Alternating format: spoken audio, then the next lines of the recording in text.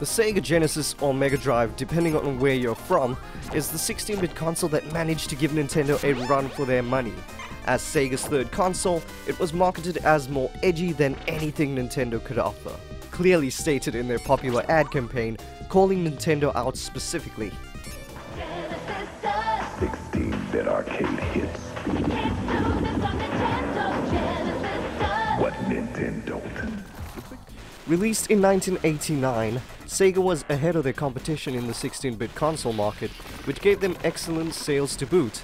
Other than that, there was a certain mascot that would not only lead the flagship franchise for Sega, but also turn that franchise into one of the best-selling video games of all time. I had a Genesis growing up. Maybe I was a bit too young when I first started playing it. I still have vague memories of me booting up Street Fighter 2 and just watching the same intro over and over again because I did not know how to start the game. In any case, I grew up with this console and have fond memories with many titles. So today, let me talk about the top 10 best-selling Sega Genesis games of all time.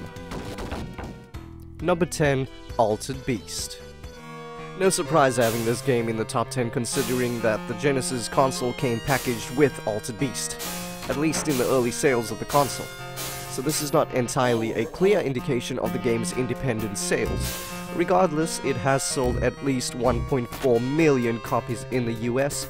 Altered Beast is a side-scrolling beat-em-up title, originally released in 1988 as an arcade title.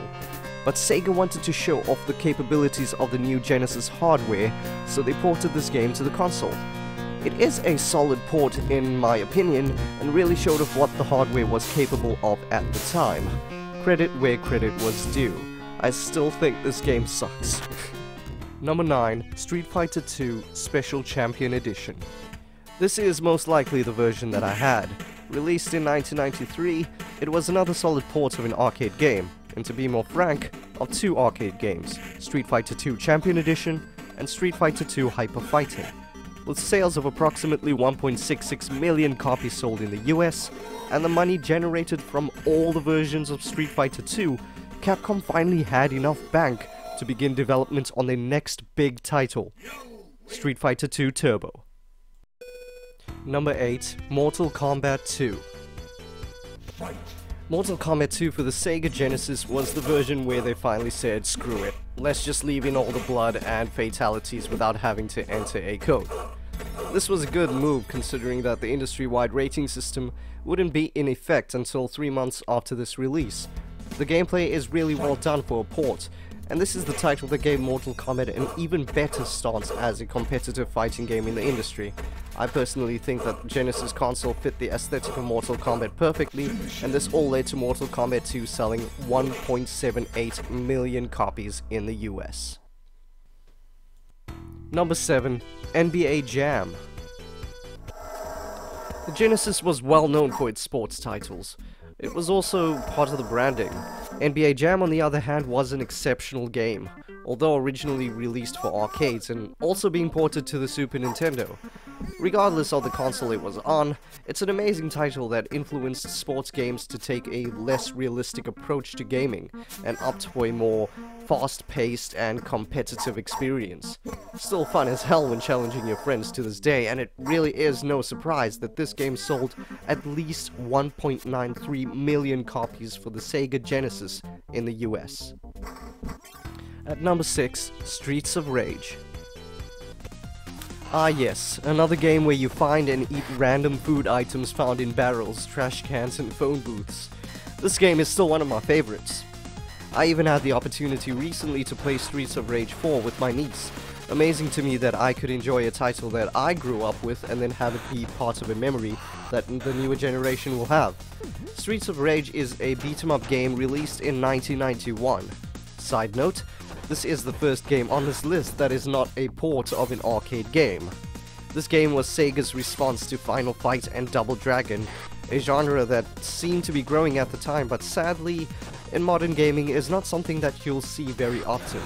Streets of Rage sold 2.6 million copies in the US. At number 5, Mortal Kombat. Outselling its sequel by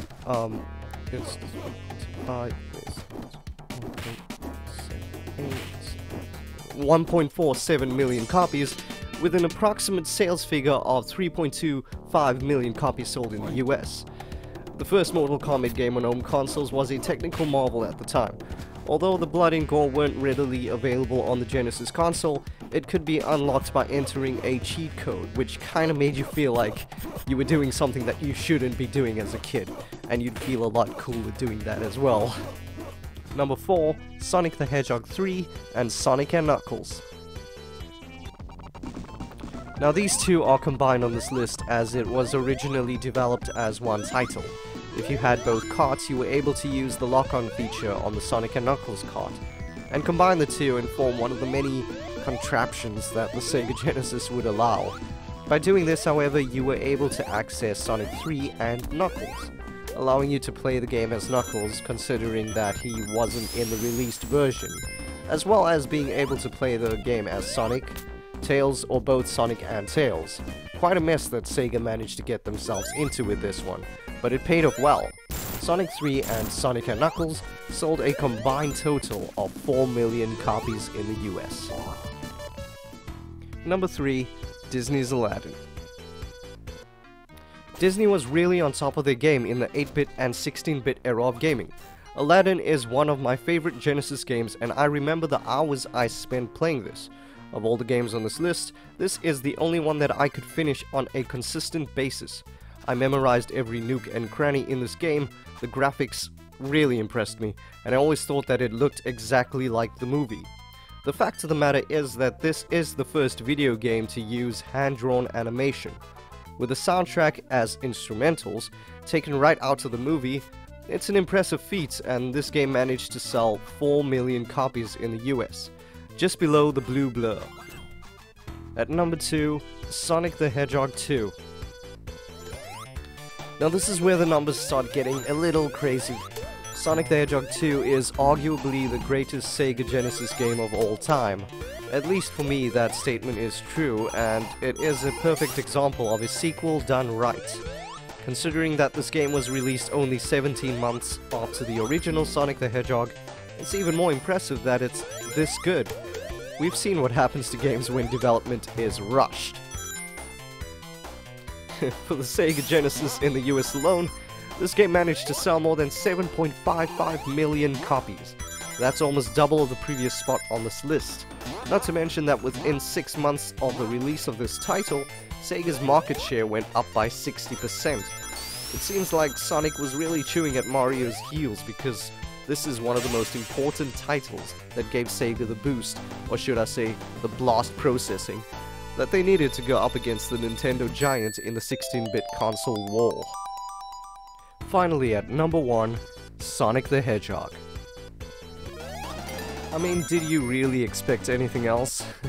Maybe... All jokes aside, the debut title for Sega's mascot, and also the game that replaced Altered Beast as the package title sold with the Sega Genesis, increased console sales for Sega by 15 million units. Although tempting, this is a testament to the success of the Sonic the Hedgehog franchise, and not that Altered Beast kept people from buying the console. Add the fact that Sega had an extensive marketing campaign showing Sonic the Hedgehog off as their new mascot, definitely helped. Sonic the Hedgehog sold at least 15 million units in the US alone. And taking into account all the other ports and releases of this title, across all platforms it has sold over 24 million copies worldwide, making it one of the best-selling video games of all time. With the success of the live-action movie series, the games, merchandise, Sonic has stood the test of time even after the death of the Sega console. The Sega Genesis really was an amazing console. For me personally, the aesthetic was something that really got me interested in it to begin with. The games, on the other hand, were special. Some of my personal favorites, not including those on the list, being Earthworm Jim 2, Tiny Toon Adventures, Buster's Hidden Treasure, which I recently did a review on, and you can check it out. The link should be in the top right. Castlevania Bloodlines is another one.